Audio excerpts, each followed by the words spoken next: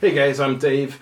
And I'm Len. Welcome to Wargame Chat. Today we're going to talk about Wargamers who have passed away. The first one that comes to mind is Neil Zimmerer, one of my favorite game designers. I didn't know if he was still alive or what. My dad had helped him play test Naval War, the card game and stuff, and he made all this stuff for Mayfair Games. And in the last Little Wars, they put something in the bulletin that they give out about him, basically talking about how he had run Mayfair Games and all the gaming he did and stuff, and they mentioned that he had passed away and stuff. So that's the first one that comes to mind. What about you? Okay, we're talking about our mutual friend Rob. Yeah. Who had lots of, well, he was mostly into role-playing games. He just loved the original Dungeons and Dragons. Mm-hmm. Yeah, the brown box or whatever. Yeah, I got the brown box at home. It's like old school role-playing, they now call that. Mm-hmm. And we're talking about some of the investments that he made. We were at the time we're talking about how we like CD notes because you didn't make that much money, but you didn't lose any money. Mm-hmm. And at that point in your life, you were more interested in not losing money. And he had more money in CD notes, so they were compounding every 10 years. And I just had, a smaller amount. And we wondered about how he, investment from his home, how he managed to, we had questions about it, but it's hard to talk about, money. It's more personal. Yeah, he was a very frugal person. I mean, he was a millionaire, and he would take the bus and the subway to work and stuff, and didn't spend money on anything. He had all this money in the world. He'd talk about all these places he wanted to visit in the world and wouldn't visit any of them. I mean, there's so many... I mean, most of the millionaires I know live pretty well, but there's some millionaires who just don't know what to do with the money. They get the money and they live the same way as when they were making $20,000 a year or something. They just don't... It just doesn't click that when you got the money, you can finally go to all these places you wanted to go to, do all these things you wanted to do, instead of just sitting at home the same as you were when you were making hardly anything. So that's always struck me as odd. One thing is that, he said one of the reasons why you don't travel, you can't get a passport. Why can't you get a passport? Yeah, why can't you get a passport? Well, yeah, I have to go get a birth certificate. Go down to the county records office. Well, it'll probably take hours. Gee, you could take a personal day off. Yeah, exactly. And bring a book in. You got lots of paperbacks. That he liked to spend money on books. You got lots of paperbacks. You could read during the 3-4 hours it takes for them to retrieve your birth certificate. You can actually go there, and my wife and I think we had requested a birth certificate for my daughter, who was just born a little less than a year ago.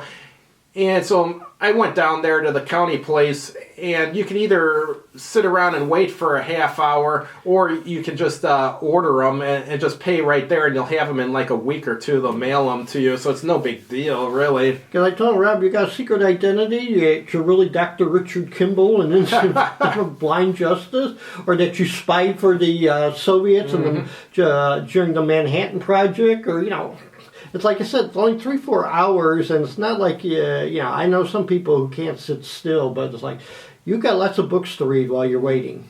Yeah, Rob went to, him and his girlfriend went to all the conventions around here, so every con I'd go to, pretty much, I'd see them there and stuff. He was a good guy to talk to. He was fun to talk to. What did he die of, a heart attack or something? Yeah, actually, very... I think it's listed as a heart attack, but it's mainly complications from lots of things. He had lots of health problems. Yeah. Well, he wanted to save money. Millionaires, just got to save money constantly, but he would only eat once a day. So once a day he would take the bus to like a all-you-can-eat buffet and would just stuff himself with everything he could eat, and that's all he'd eat for the whole day. Someone summed up, there are people who are hypochondriacs. He was the opposite. He's an ostrich. He could, because he just hides his head and ignores. Because we were saying at Rob, you're coughing a little too much. And at one point, he would have diabetes, but before he was diagnosed, we were noticing he's drinking liters of soda fast. I mean, I even joke that I think I have a diabetic reaction just watching him drink.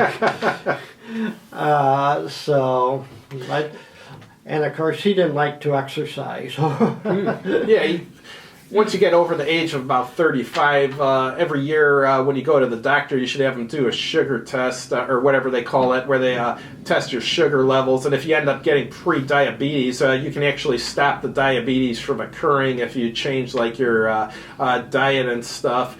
But if they don't catch it until you already have the diabetes, well, then you got diabetes for the rest of your life.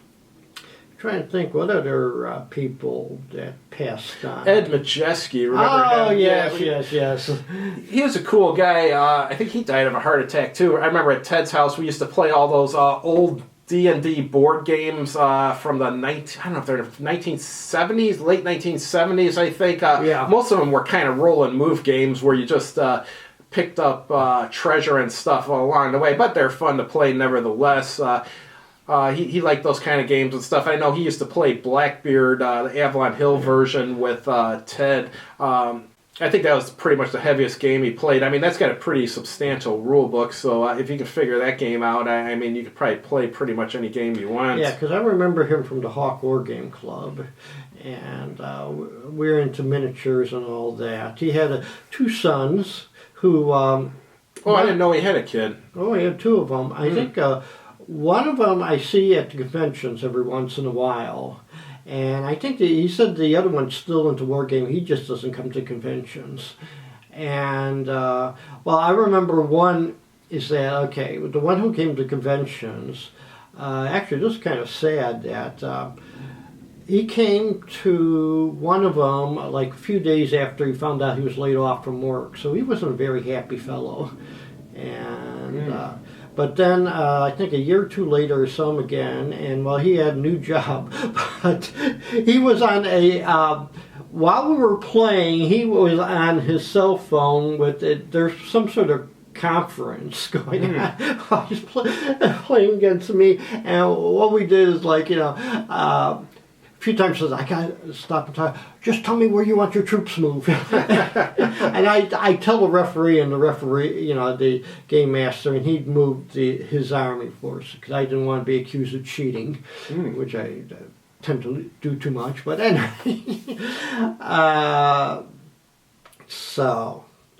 that was kind of cute. I'm trying to think what other wargamers we know that are no longer with us.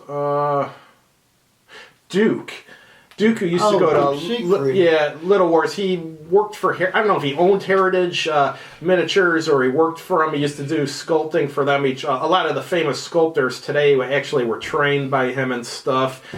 And as far as miniature sculptors, and he would always bring like a huge setup to Little Wars, maybe a Lord of the Rings game with like a couple thousand figures and a big enough castle to take up 2 or 3 tables and stuff. I remember one year he had some kind of ships that were on top of stilts or something, and they had a huge section for him. He had people moving the ships around for people when they're playing the game and stuff. He was an interesting character. Oh yeah, he talked a lot. He used to have like seminars about painting miniatures, and I can still remember one at the Emperor's headquarters. I came in at the end of it. Actually, I didn't know he was doing this. And someone asked about, the quality of his painting. And it says, and I think I said something about, if I'm doing, artwork, quality, but I'm doing miniatures. I'm doing Napoleonics. I just slapped the red paint on about 30 of them and I got a regiment. Okay. A few of the margins are kind of sloppy, but when you get 30 of them together, it looks so impressive.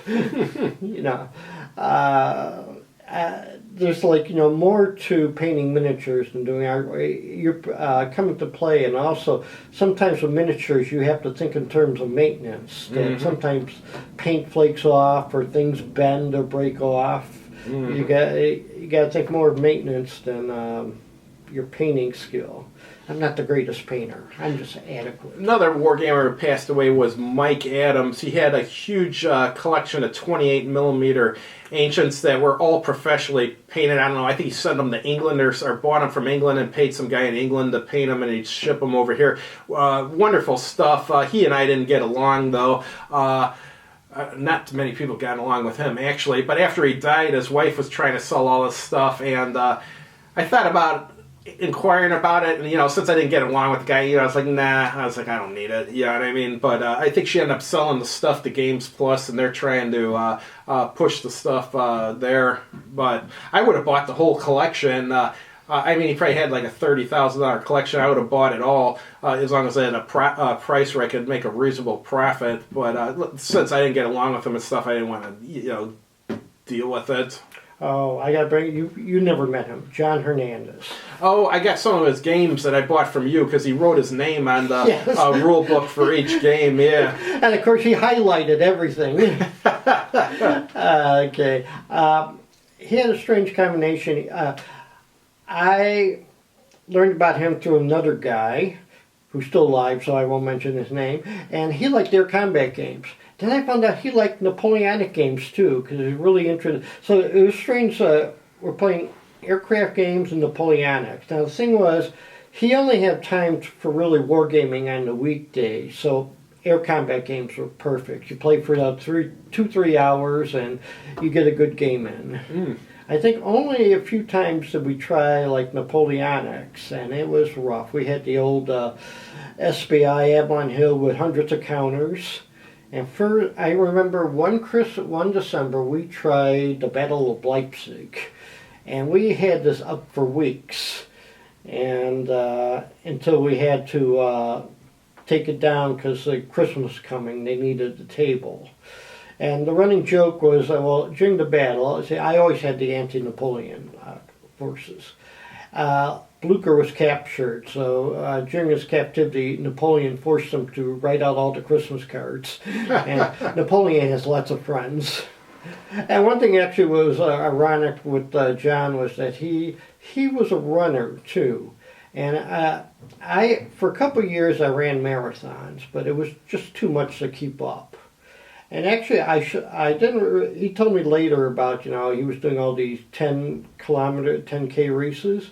And actually what it is that, well, the general rule is you got to, you can only, whatever your average running, mileage, your absolute maximum is 3 times. So when you want to run a marathon, you've got to at least run 9 miles a day, which is like about an hour and a half, including warm up, cool down. Mm-hmm.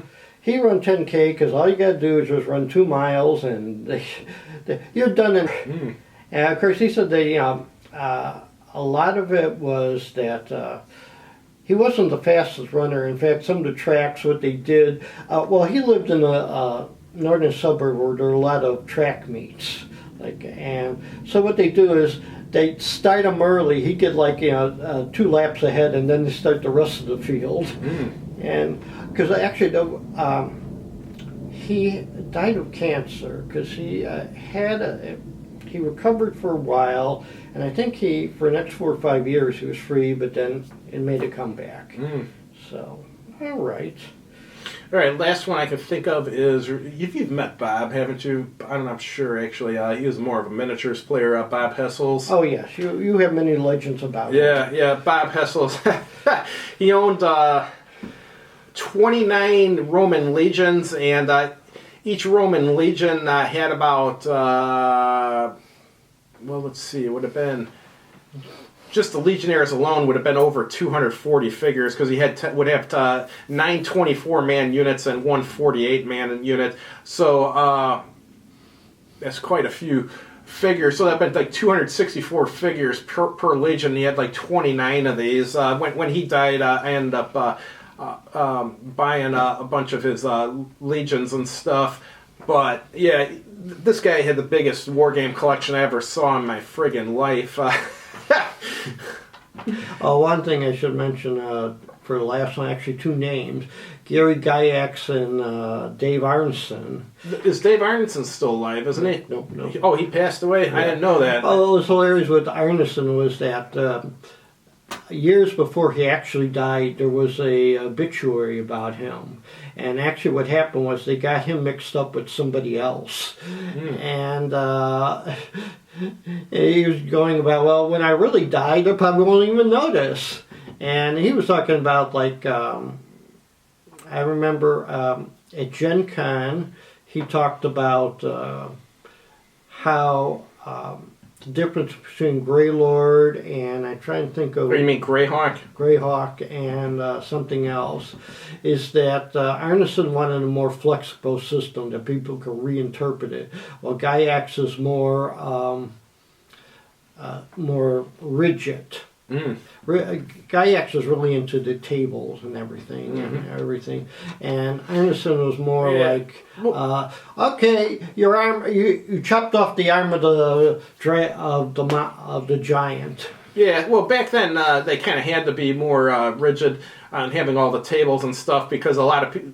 There was nothing for people to compare the game to. So, I mean, nowadays, if you've played D&D or a bunch of other role-playing games, if you come across a situation, something you want to do is not covered by the rules, you can quickly figure out a way of your own to do it. Obviously, it's not part of the rules, just your own thing. But back then, no one had anything to learn from or anything. Yeah. So, like the outdoor wilderness survival guide I think they had, and some other guides like that, those actually came in handy for the original D&D players because it showed them how to do things they didn't really know how to do yet. Guy actually talked about the levels, and he said one thing about the levels is that you can interpret things differently. He says, okay, second level ranger, doesn't say he can do traps, but he's a ranger. He could probably figure it out a lot quicker than most people. So, okay, you're up to second level. Ranger can now trap animals, and same like with other categories.